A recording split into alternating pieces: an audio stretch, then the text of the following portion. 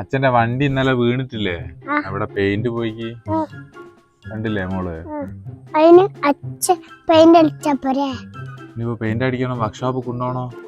അച്ഛൻ അതിന് ഇത്ര വിഷമിക്കുന്നേ? ഇത് പുതിയ വണ്ടിയല്ലേ, പെയിന്റ് പോയില്ലേ, അതിന്റെ സങ്കടാ. അച്ഛന്റെ പെയിന്റ് അടിക്കാൻ പൈസ ഇല്ലേ? ഇപ്പൊ പൈസ ഇല്ലാലോ. അച്ഛന്റെ പൈസ അല്ലേ? അതിനൊരു വിധിയുണ്ട്. അതിനെന്ത് വിദ്യയുള്ളത്? മോള് തരുവോ? ചില്ലറ വലിയ അജ്ജിയല്ല. ഇതെന്നാ? ഇതെന്തിനാ? പെയിന്റ് പോയടത്തിൽ അടിക്കാനാ?